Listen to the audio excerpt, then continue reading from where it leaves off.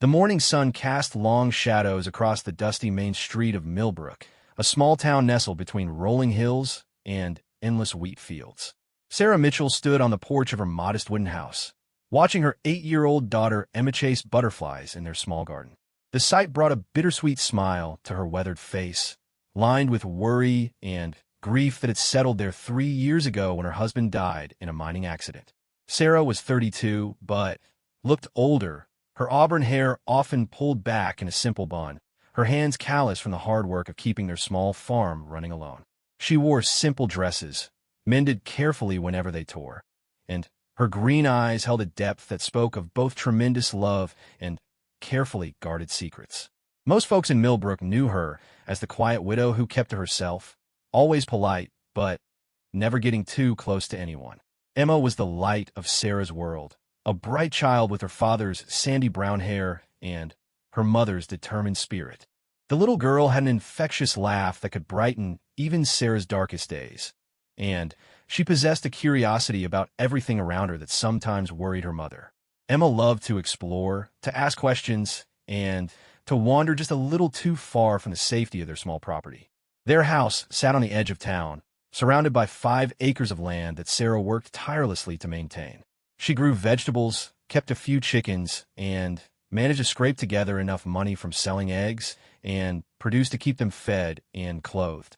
It wasn't much, but it was theirs, and Sarah was determined to give Emma the stable life she deserved.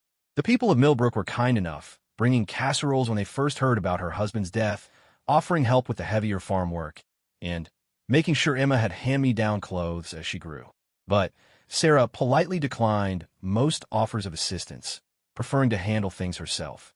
She had learned long ago that depending on others could be dangerous, and independence was safer for both her and Emma.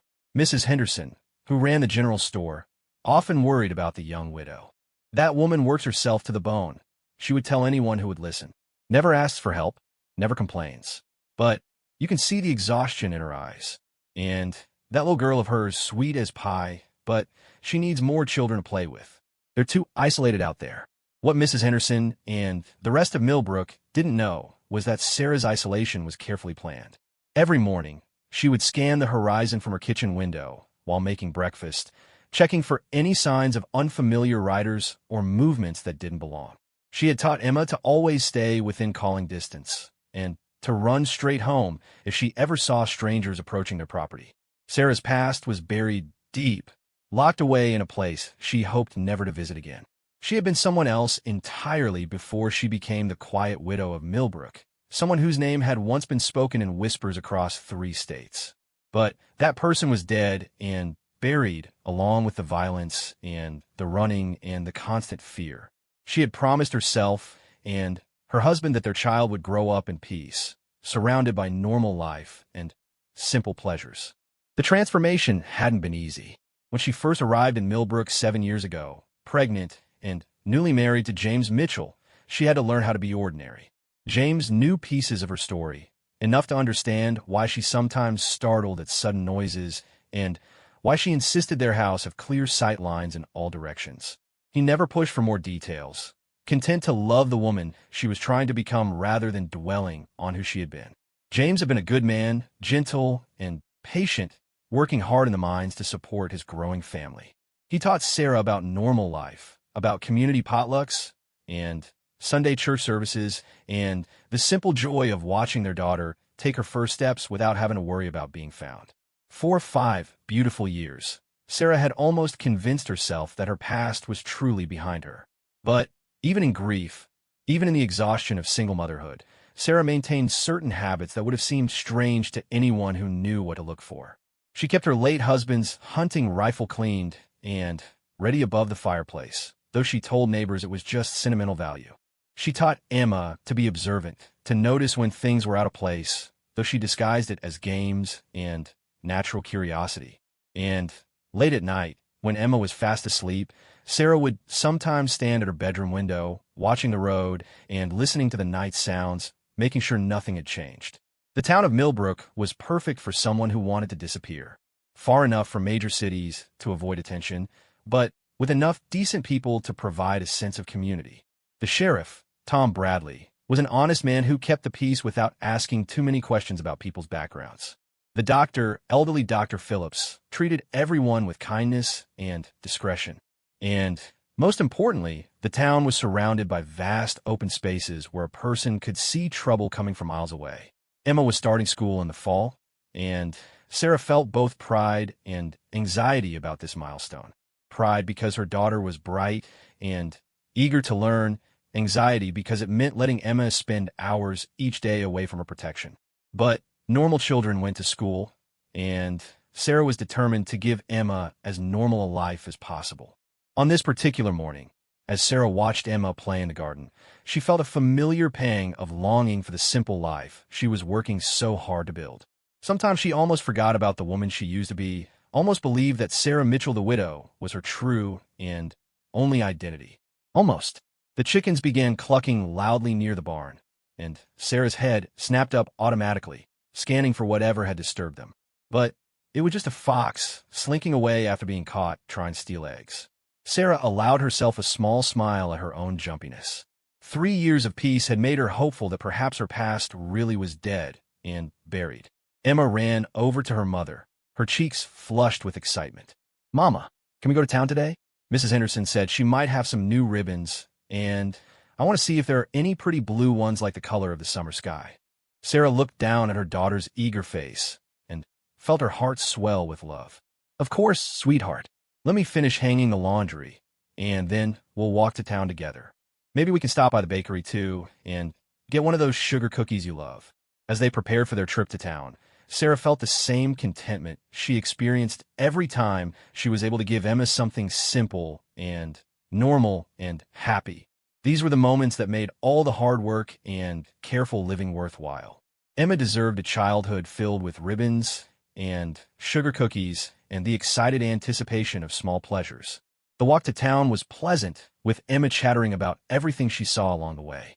She pointed out wildflowers and interesting cloud formations, asked questions about why birds flew in certain patterns, and made up stories about the people they might meet in town. Sarah listened with half her attention, while the other half automatically noted their surroundings, checking for anything unusual or out of place. Millbrook's Main Street was busy with the usual morning activity. Farmers bringing produce to market, wives doing their shopping, children playing in the spaces between shops. Sarah and Emma made their way to Henderson's general store, where Mrs. Henderson greeted them with her usual warm smile. "Well, if it isn't my favorite customers," Mrs. Henderson said, wiping her hands on her apron. "Emma, I do believe I found some ribbons that might interest you. They're in a box behind the counter." As Emma excitedly examined the ribbons, Sarah found herself relaxing into the familiar rhythms of small-town life. This was good. This was safe. This was the life she had built for her daughter, and it was worth every sacrifice she had made to achieve it. But as they left the store, ribbons carefully wrapped in brown paper and tucked into Emma's small hands, Sarah noticed 3 men on horseback at the far end of the street. Something about the way they sat their horses, the way they seemed to be studying the town rather than conducting any obvious business, made the hair on the back of her neck stand up. She told herself it was nothing. Travelers passed through Millbrook regularly. There was no reason to think these men were any different from the countless others who had ridden through town over the years. But as she and Emma walked home, Sarah found herself taking a longer route, one that would give her a better view of whether the strangers were still watching. They were. That night, after Emma was asleep, Sarah stood at her bedroom window longer than usual, watching and listening. The night was quiet, filled with the usual sounds of crickets and distant cattle. But somewhere in the darkness, she sensed a change, a disturbance in the peaceful world she had worked so hard to create. For the first time in 3 years, Sarah found herself thinking about the locked wooden box hidden beneath the floorboards of her bedroom closet. Inside that box, wrapped in old clothes and protected from moisture, were reminders of the woman she used to be. Reminders she had hoped never to need again. As she finally turned away from the window and tried to prepare for sleep, Sarah whispered a prayer that her fears were groundless, that the strangers were just passing through, that the peaceful life she had built for Emma could continue undisturbed. But deep in her heart, in the part of her that had kept them alive during those dangerous years before Millbrook, she knew that change was coming. The only question was whether she would be ready for it. 3 days passed before the strangers made their move. 3 days during which Sarah maintained her normal routine, while every instinct screamed at her to pack up Emma and run. But running would mean abandoning the life they had built, and worse, it would mean Emma would grow up the way Sarah had, always looking over her shoulder, never able to trust in safety or stability. The men had taken rooms at the small inn on Main Street, telling anyone who asked that they were cattle buyers looking for good stock to purchase. But Sarah noticed things others didn't. She saw how their eyes constantly moved, cataloging faces and building layouts.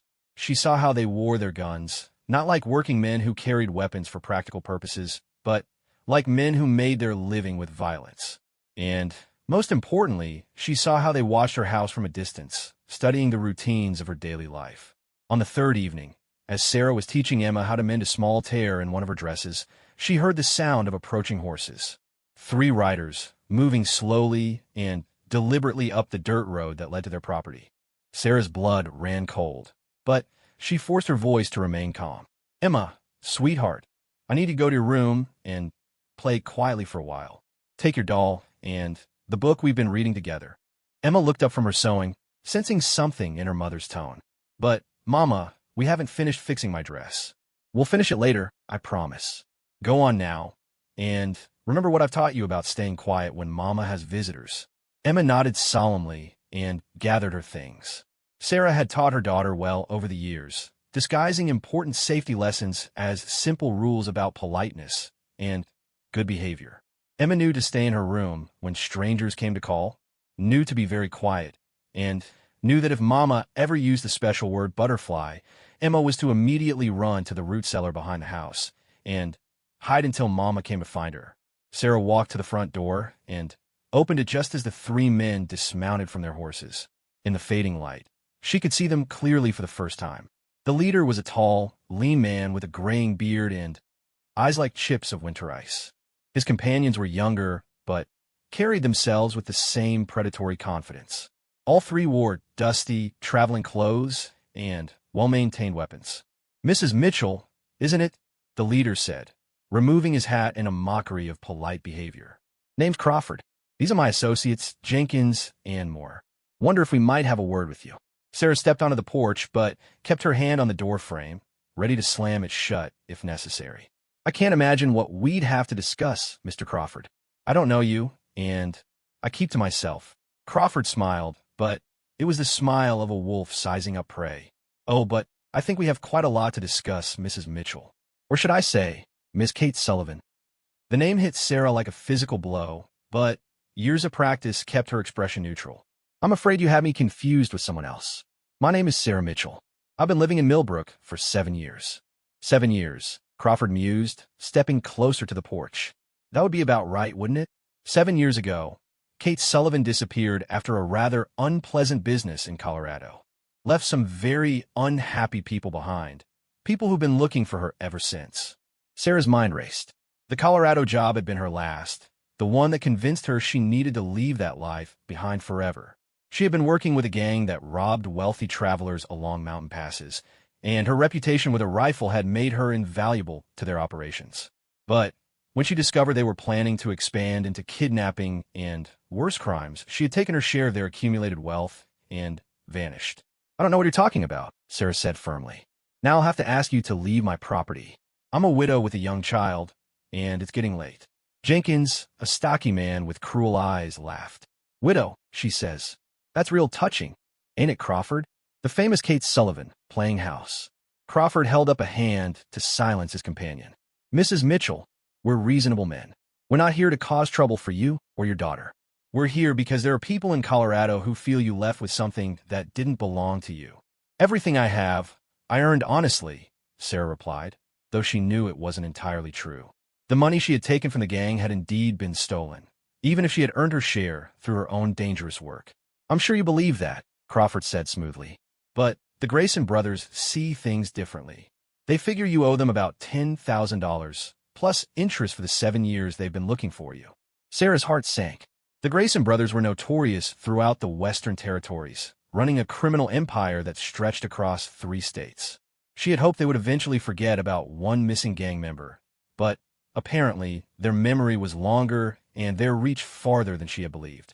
"Even if I were this Kate Sullivan you're looking for," Sarah said carefully. I wouldn't have that kind of money.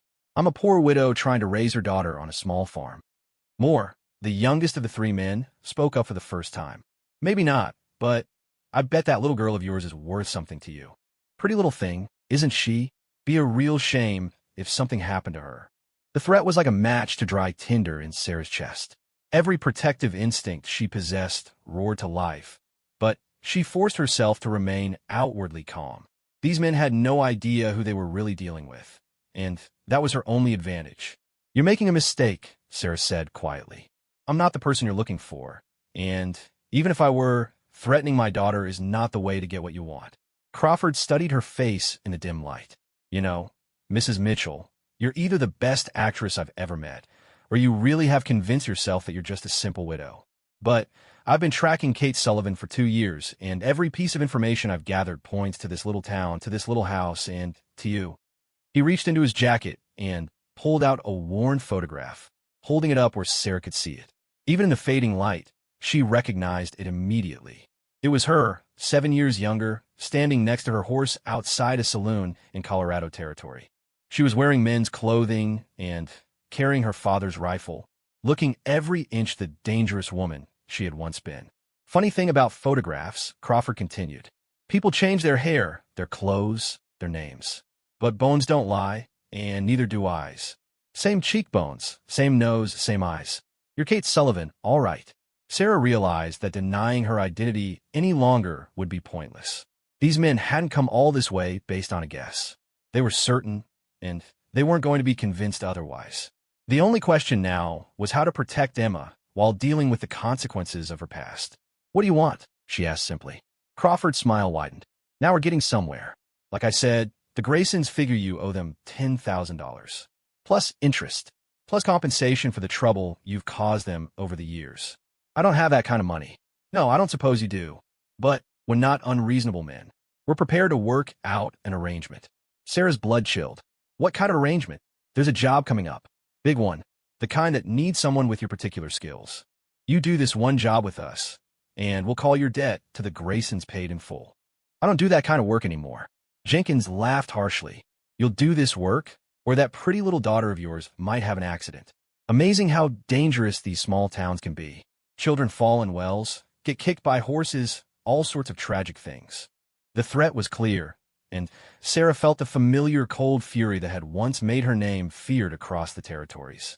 But she couldn't afford to let that anger show. Not yet. Not until she understood exactly what she was dealing with. What's the job? She asked. Crawford looked pleased. There's a train coming through Millbrook in 2 weeks. Private car, carrying some very wealthy passengers from back east. They'll be stopping here overnight to rest and resupply. We want you to help us relieve them of some of their excess wealth. Sarah's heart sank. A train robbery in Millbrook would bring law enforcement from 3 states down on the town. It would destroy the peaceful life she had built not just for herself and Emma, but for every innocent person who lived here. I can't do that, she said firmly. Not here. This is my home. These people are my neighbors. Then you'd better start thinking about where else you might want to call home, Moore said with a nasty grin. Because if you won't cooperate, we'll make sure you don't have a home to worry about. Crawford mounted his horse, followed by his companions. We'll give you some time to think about it, Mrs. Mitchell. But not too much time. We'll be back tomorrow evening for your answer. And just so you don't get any ideas about running, we'll be keeping an eye on things. Especially on that little girl of yours. As the 3 men rode away, Sarah stood on her porch in the gathering darkness, feeling the weight of 7 years of peace crashing down around her. Inside the house, she could hear Emma humming softly to her doll, completely unaware that their world had just been turned upside down.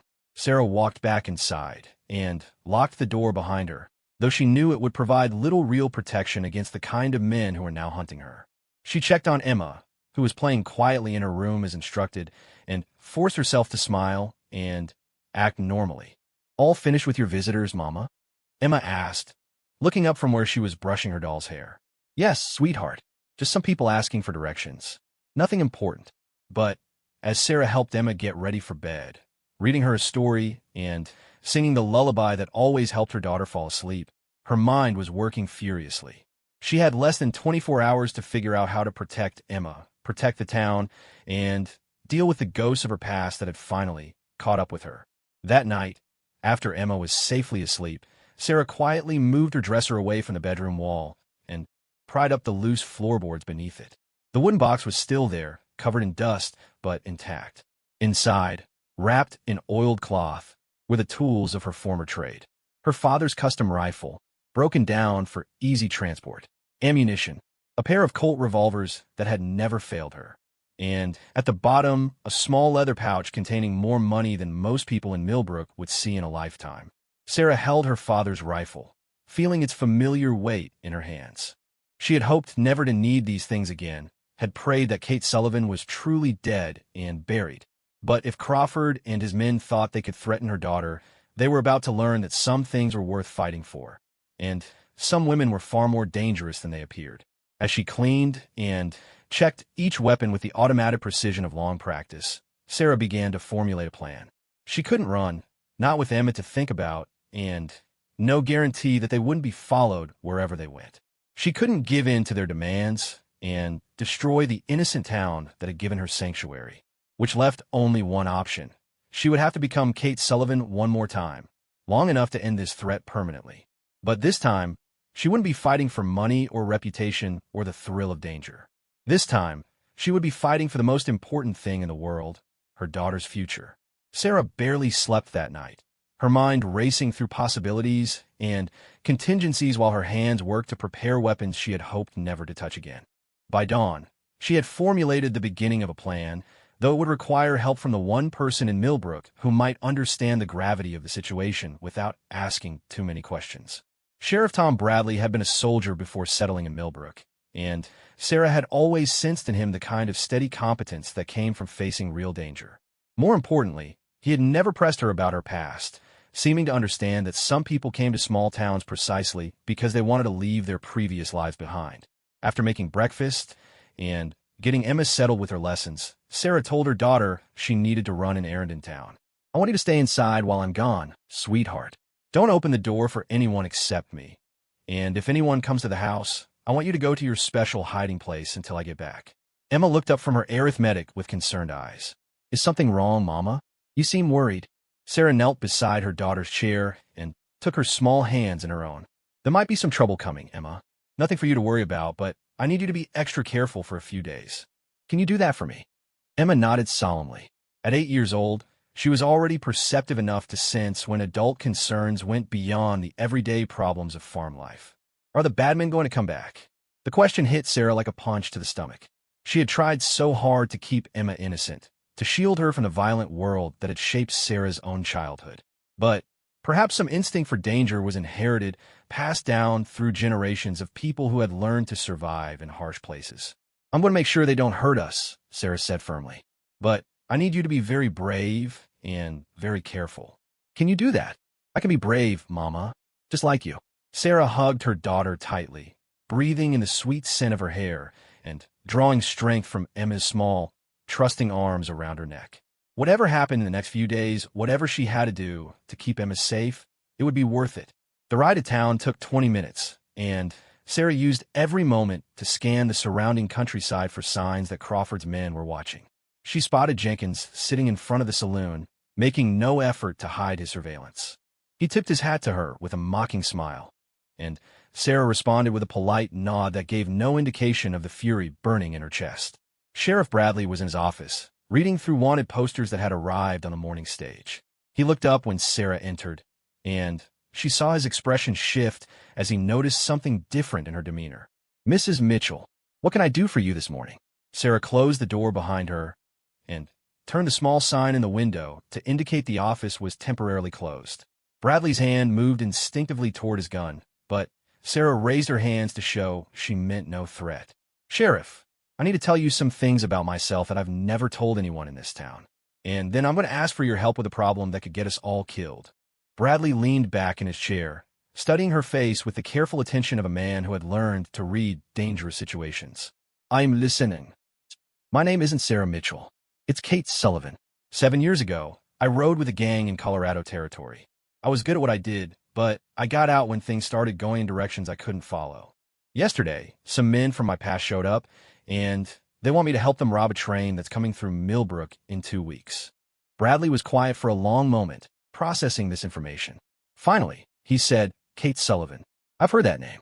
You were supposed to be the best rifle shot in 3 states. I was good enough to stay alive," Sarah replied simply. "But that's not who I am anymore. I'm a widow with a daughter who deserves a peaceful life. These men are threatening Emma to force me to work with them, and I need your help to stop them." "What kind of help?" Sarah pulled a chair closer to Bradley's desk and sat down. "There are 3 of them staying at the inn. Frank Crawford, Bill Jenkins, and a young one called Moore. They're working for the Grayson brothers, and they're not going to give up or go away. They'll keep threatening Emma until they get what they want, or until they're stopped permanently." Bradley frowned. "The Grayson brothers. I've heard of them too. They're not the kind of men who forgive and forget." "No, they're not. Which means I have to end this here and now, before it spreads to innocent people. But I can't do it alone, not with Emma to protect." "What are you proposing?" Sarah leaned forward, her voice dropping to barely above a whisper. "Crawford thinks he's dealing with a desperate widow who'll do anything to protect her child. He doesn't know that Kate Sullivan is still alive under all this respectability. I want to let them think they've won. Let them believe I'll cooperate with their plan. But when the time comes, I want to be ready for them." Bradley was quiet for several minutes, staring out the window at the peaceful main street of his town. Finally, he said, 3 against 1 isn't good odds, even for someone with your reputation." 3 against 2, Sarah corrected. "If you'll help me." "Mrs. Mitchell, Kate, what you're talking about could get a lot of people hurt. Maybe we should contact the territorial authorities, let them handle this." Sarah shook her head. "By the time help arrives, Crawford will have moved on with Emma as a hostage. Or worse, he'll decide she's too much trouble and eliminate the threat she represents. I won't risk my daughter's life on the chance that help will arrive in time." Bradley stood up and walked to his gun rack, running his hands along the barrel of a well-maintained rifle. "I've got a wife and 2 sons of my own," he said quietly. "If someone threatened them the way these men are threatening Emma, I'd probably make the same choice you're making." "Then you'll help me?" Bradley turned back to face her. "Tell me what you need." Sarah felt a wave of relief wash over her. Having an ally, especially one with Bradley's skills and local authority, would make her plan infinitely more possible. "First, I need to know everything you can find out about these 3 men. Where they're staying, what they're doing during the day, whether they're working alone or have backup coming. Second, I need you to help me identify the best place for a confrontation, somewhere that won't endanger innocent people. And third, I need you to promise me that if something goes wrong, if I don't make it through this, you'll make sure Emma is taken care of. She has no other family, and I can't bear the thought of her ending up in an orphanage or worse." Bradley nodded solemnly. "Yeah, my word on that. But let's make sure it doesn't come to that." They spent the next hour planning, with Bradley sketching out a map of the town and surrounding area, while Sarah identified potential advantages and disadvantages of various locations. The old mining camp about 2 miles outside town seemed like the best option, isolated enough to avoid civilian casualties, but with enough cover and high ground to give them tactical advantages. "What about Emma?" Bradley asked. "You can't leave her alone during this.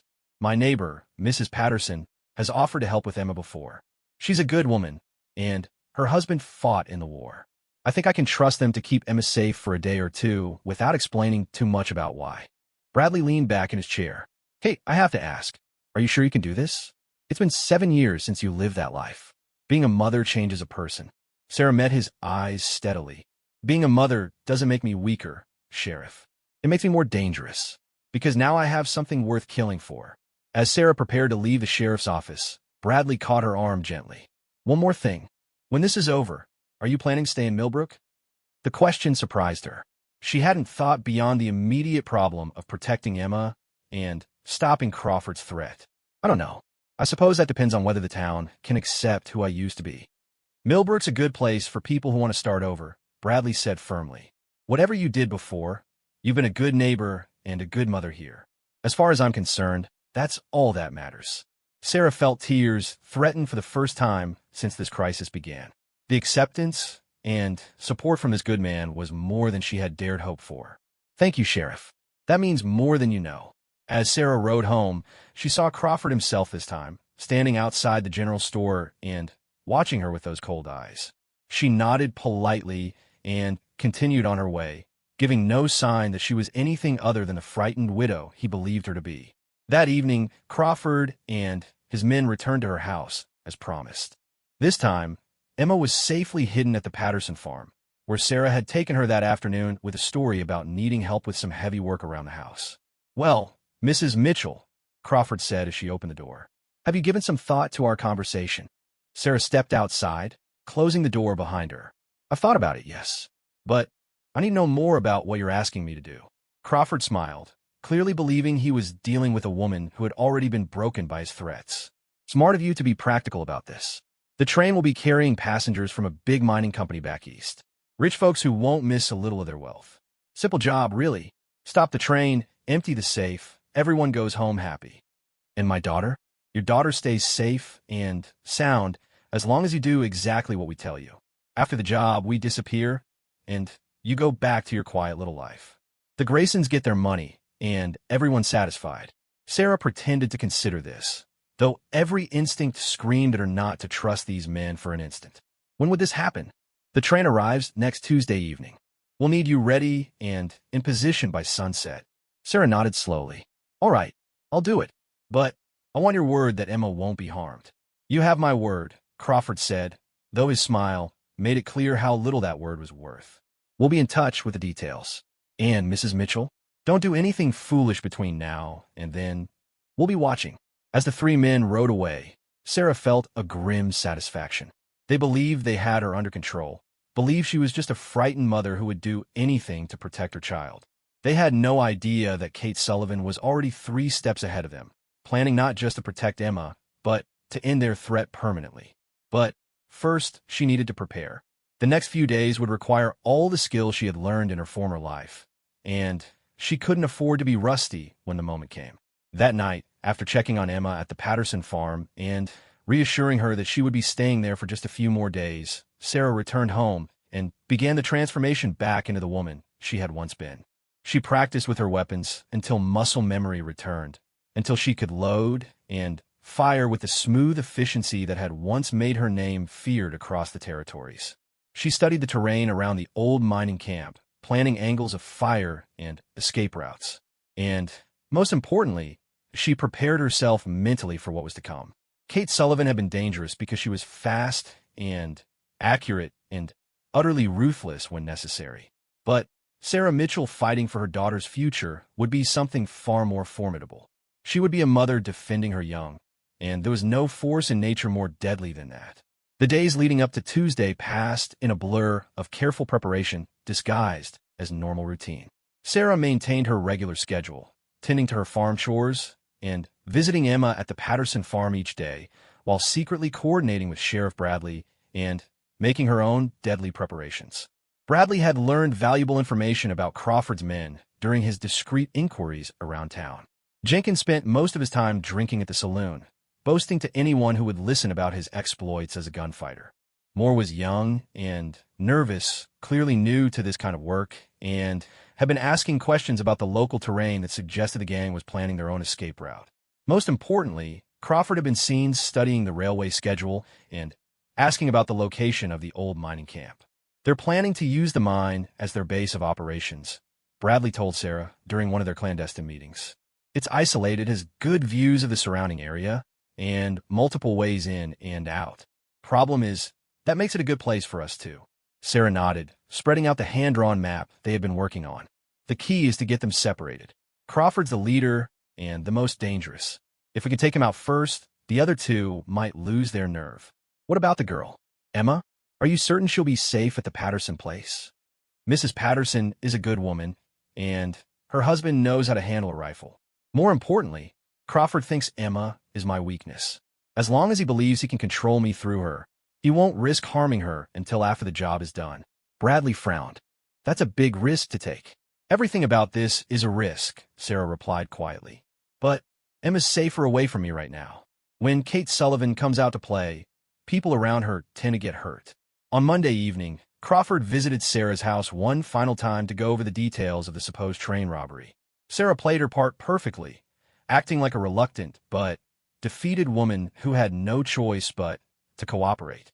"The train will stop at the water tower just outside town around 8 o'clock tomorrow evening," Crawford explained, unrolling a rough sketch of the area.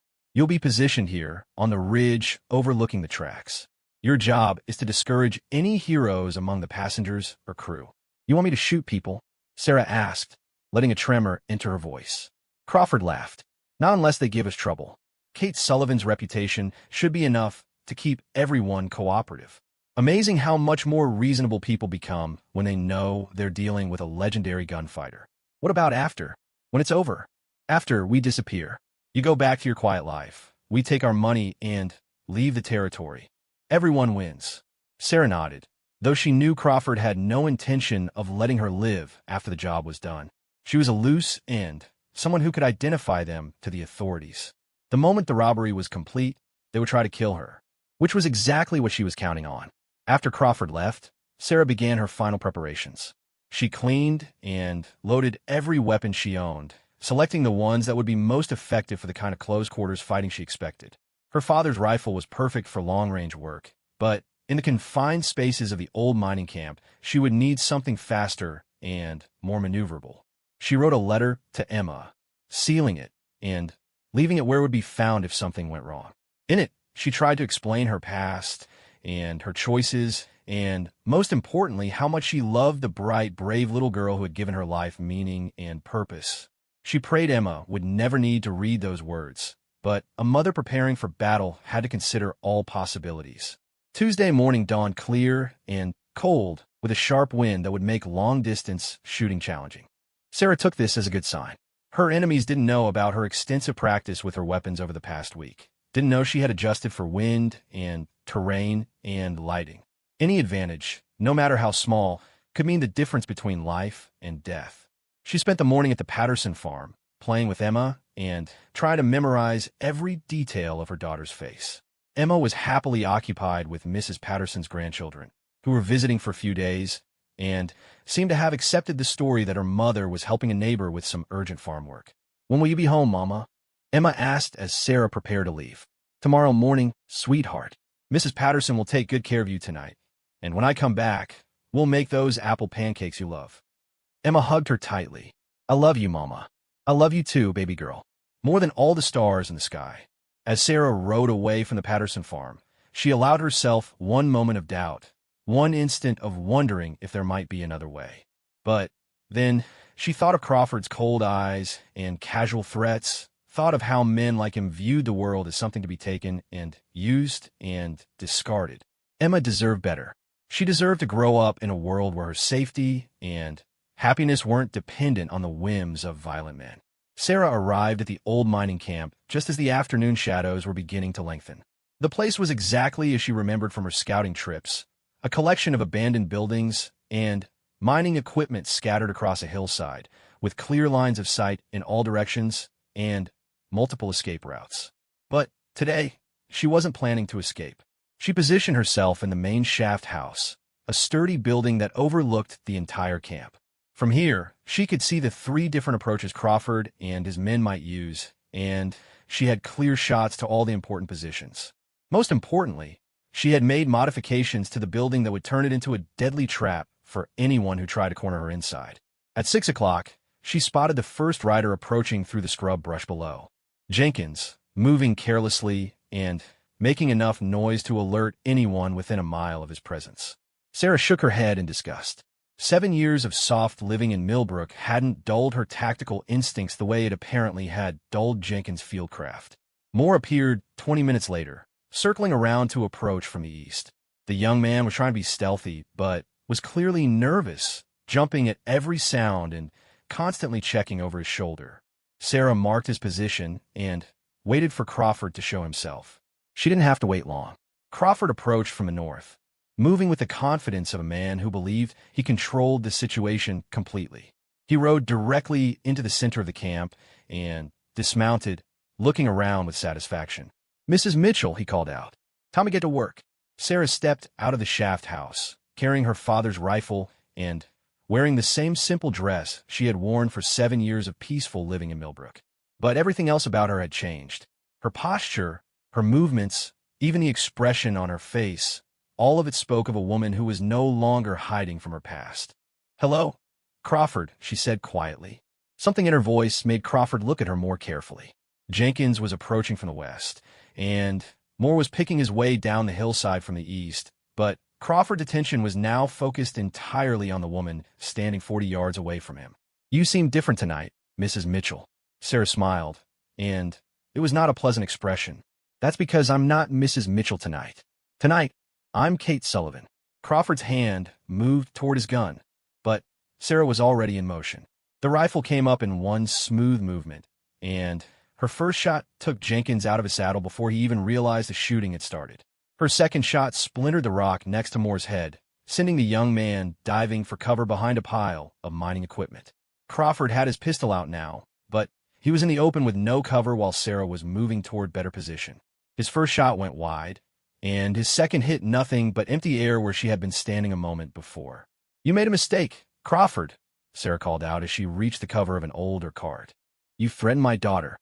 Crawford was looking around frantically now, realizing that he was caught in a crossfire between Sarah's position and wherever Moore was hiding. "This doesn't have to end badly," he shouted. "We can make a deal." "The time for deals was before you came to my home," Sarah replied. "Before you threatened Emma. Before you tried to drag me back into the life I left behind." She could see Moore try and circle around behind her, and she adjusted her position to keep both men in sight. The young man was breathing hard and moving clumsily, clearly out of his depth in a real gunfight. Crawford, on the other hand, was a professional, and he was already working his way toward better cover. The next few minutes were a deadly game of cat and mouse among the abandoned buildings and mining equipment. Sarah moved like a ghost, using every piece of cover and every shadow to her advantage. She had spent days learning this terrain, while Crawford and his men were operating in unfamiliar territory. Moore made the first mistake, exposing himself too long while trying to get a clear shot. Sarah's rifle spoke again, and the young man went down with a cry of pain, clutching his shoulder. Not dead, but no longer a threat. That left Crawford, and he was good enough to make this interesting. Sarah could hear him moving among the buildings, trying to flank her position. She waited patiently, controlling her breathing and listening for any sound that would give away his location. When he made his move, it was fast and professional. He came around the corner of the assay office with his gun ready, firing at the spot where he expected her to be. But Sarah was no longer there. She had anticipated his approach and had positioned herself to take him from the side. "Crawford," she said quietly. He spun toward her voice, but it was too late. Sarah's final shot was clean and precise, ending the threat that had brought violence to her peaceful world. In the sudden silence that followed, Sarah could hear more whimpering from where he lay wounded among the mining equipment. She approached him carefully, keeping her rifle ready, but the young man was clearly finished fighting. "Please," he gasped. "I'm hurt bad. I need a doctor." Sarah looked down at him without sympathy. "You should have thought about that before you threatened my daughter. But you're lucky I'm not the same person I used to be. Kate Sullivan would have finished you." She tied Moore's hands with rope from her saddlebags and helped him stop the bleeding from his shoulder wound. He would live, though he would need medical attention soon. Sheriff Bradley arrived just as Sarah was finishing with her prisoner. He looked around at the scene, Crawford's body, Jenkins' body, and the wounded Moore, and whistled softly. "Remind me never to threaten your daughter," he said.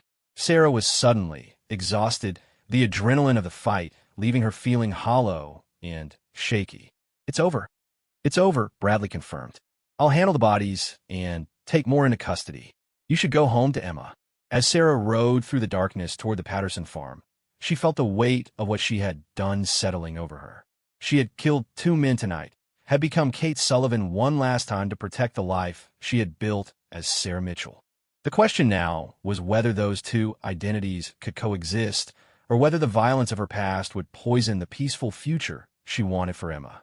But when she arrived at the Patterson farm and saw Emma sleeping peacefully in the guest bedroom, unaware of the danger that had just passed, Sarah knew she had made the right choice. Some things were worth fighting for, worth killing for if necessary. A daughter's innocence and safety topped that list. Tomorrow, she would have to decide who she wanted to be going forward. But tonight, she was simply a mother who had protected her child, and that was enough. 3 months had passed since the night at the old mining camp, and Millbrook was settling back into its comfortable routines. The story that Sheriff Bradley told the territorial authorities was simple and believable. 3 bandits had attempted to rob a local widow, and she had defended herself with her late husband's hunting rifle. The fact that Kate Sullivan's name never appeared in any official report was a kindness that Sarah would never forget. The town's reaction to learning about Sarah's past had been mixed, but generally supportive. Some of the more conservative residents whispered about having a former outlaw living among them, but most folks focused on what they had seen with their own eyes, a hardworking woman who had raised a good daughter and protected her community when threatened. Mrs. Henderson at the general store probably summed up the majority opinion when she declared, "I don't care what that woman used to do. Anyone who can handle 3 armed men to protect her child is exactly the kind of neighbor I want." Emma, now 9 years old, had been told a carefully edited version of the truth. She knew that some bad men had threatened their family, and that her mother had been forced to use skills from before Emma was born to keep them safe. The little girl had accepted this explanation with the resilience of children, though Sarah noticed she now watched her mother with a new kind of respect and curiosity. "Were you really famous, Mama?" Emma had asked one evening as they worked together in the garden. "Before you came to Millbrook?" Sarah had paused in her weeding, considering how to answer. "I was known for being very good at something I didn't want to do anymore. That's why I came here, to start over and become someone better." "Are you still Kate Sullivan?" "I think I'm both," Sarah had replied honestly. "I'm Sarah Mitchell, your mother, who loves this peaceful life we've built. But I'm also Kate Sullivan, who will always be there to protect you if she's needed." Emma had nodded solemnly and returned to her work, apparently satisfied with this explanation. Children, Sarah reflected, were often better at accepting complex truths than adults. Sheriff Bradley had become a frequent visitor to their farm, helping with the heavier work and gradually becoming more than just a friend and ally. Sarah found herself looking forward to his visits, enjoying conversations with someone who knew her complete history and accepted all of it. He understood both sides of her nature, the gentle mother who read bedtime stories and the deadly gunfighter who had once been feared across 3 states. "You know," Bradley said one evening as they sat on the porch watching Emma chase fireflies in the gathering dusk, "I never expected to find someone who could match my war stories with outlaw tales of her own." Sarah laughed softly. "I never expected to find a sheriff who didn't care about my wanted posters." "About that," Bradley said, reaching into his shirt pocket, "I got some interesting mail from the territorial capital last week." He handed her an official document, and Sarah read it with growing amazement. It was a full pardon signed by the territorial governor and backdated to cover all of Kate Sullivan's alleged crimes. Attached was a note explaining that Kate Sullivan's assistance in eliminating the Crawford gang and her cooperation with territorial authorities had earned her a complete absolution of past charges. "How did you manage this?" Sarah asked, her voice filled with wonder. Bradley shrugged modestly. "Turns out the territorial government has been trying to track down the Grayson brothers for years. The information you provided about their operations, combined with what we got from Moore before he was transferred to territorial prison, gave them everything they needed to finally bring down the whole organization. The governor figured a full pardon was appropriate thanks for your cooperation." Sarah stared at the document in her hands, hardly daring to believe it was real. For the first time in 7 years, she was completely free. Kate Sullivan's debts were paid, her crimes forgiven, and her future entirely her own to choose. "There's something else," Bradley continued, and Sarah heard a note of nervousness in his voice that made her look up from the pardon. "I've been thinking about our situation here, about the life you've built and the person you've become." "What about it?" Bradley took off his hat and turned it in his hands, suddenly seeming younger than his 43 years. "Sarah, I know this probably isn't the best time to bring this up, and I know you've got Emma to think about first, but I've been wondering if you might consider the possibility of, well, of not being a widow anymore."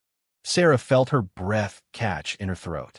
She had grown to care deeply for Tom Bradley, had come to depend on his strength and kindness and steady presence in their lives. But the idea of marriage, of fully trusting someone with both her heart and Emma's future, still seemed almost impossibly frightening. "Tom," she began, but he held up a hand to stop her. "I'm not asking for an answer tonight," he said gently.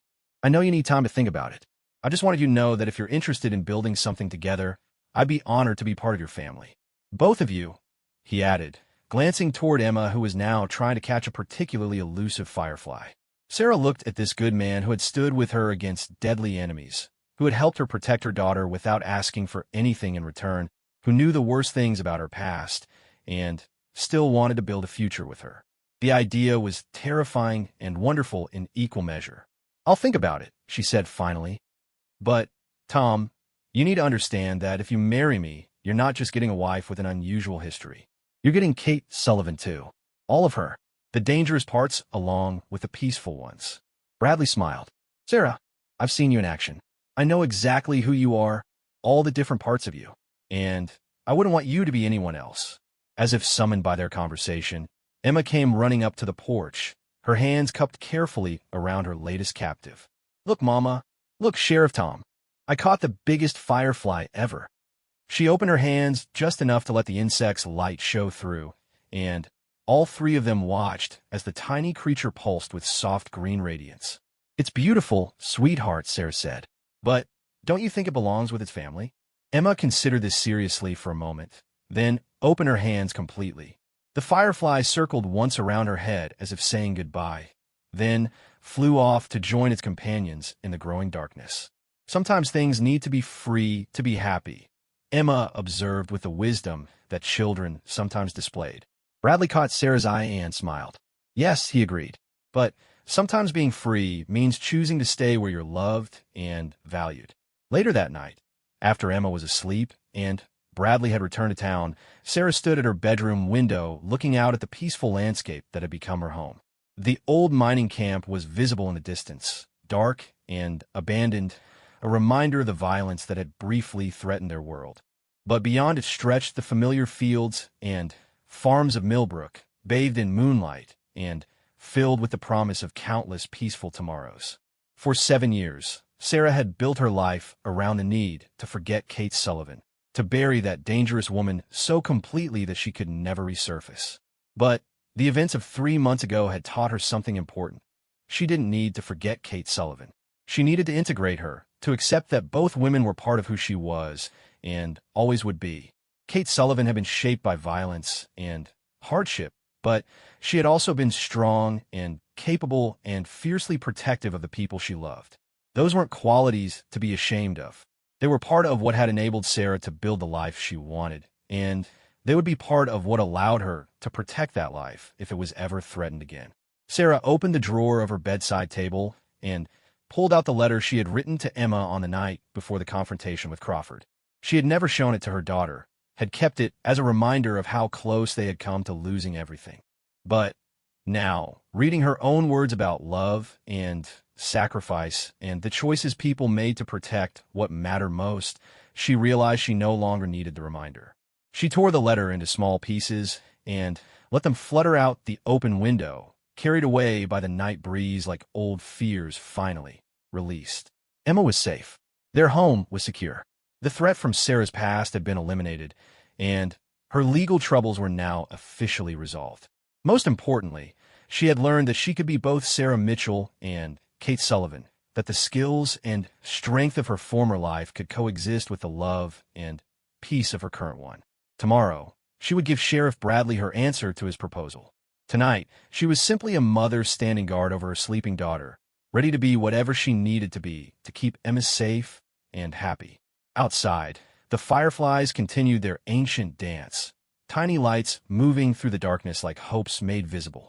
Sarah watched them for a long time, thinking about freedom and family and the different ways a person could choose to be strong. When she finally turned away from the window and prepared for sleep, she was smiling. The woman known as Kate Sullivan was indeed legendary throughout 3 states. But the woman known as Sarah Mitchell, mother of Emma and protector of Millbrook, was becoming something even more remarkable. She was becoming herself, completely and without apology, dangerous when necessary, but gentle by choice. In the morning, there would be apple pancakes to make, a proposal to accept, and a future to plan. But tonight, peace settled over the small house on the edge of town like a blessing, and Sarah Mitchell slept deeply and without fear, knowing that she was finally, truly home. 6 months later, the entire town of Millbrook turned out for the wedding of Sarah Mitchell and Sheriff Tom Bradley. Emma served as the flower girl, practically glowing with happiness at the prospect of gaining not just a stepfather, but a family that felt complete for the first time in her young life. As Sarah walked down the aisle of the small church, wearing a dress of pale blue silk that Mrs. Henderson had special ordered from the territorial capital, she caught sight of a familiar face in the crowd. A grizzled old man with knowing eyes nodded to her respectfully from the back pew.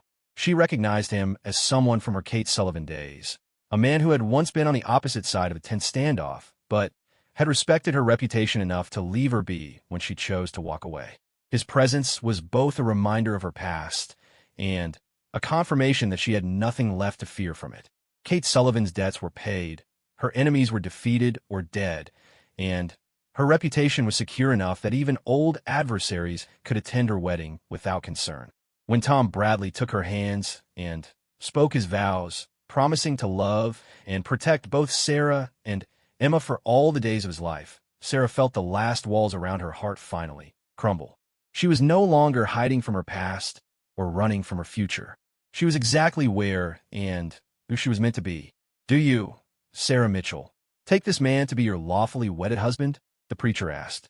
Sarah looked into Tom's eyes, seeing love and acceptance and the promise of a partnership built on mutual respect and shared strength. "I do," she said clearly, and meant it with every fiber of her being. As they kissed to seal their union, the entire congregation erupted in cheers and applause. Emma threw flower petals in the air, Mrs. Henderson wiped away tears of joy, and somewhere in the distance a train whistle blew. Not a threat this time, but simply the sound of a world moving forward into whatever came next. The legendary Kate Sullivan had finally found her way home, not by forgetting who she had been, but by choosing who she wanted to become. And in the years that followed, the people of Millbrook would say that Sheriff Tom Bradley was the luckiest man in 3 states. Married to a woman who could bake prize-winning apple pies, raise a daughter with wisdom and grace, and, if necessary, outshoot any trouble that dared threaten their peaceful town. But mostly they said she was just Sarah Bradley now, devoted wife and mother, and that was legend enough for anyone.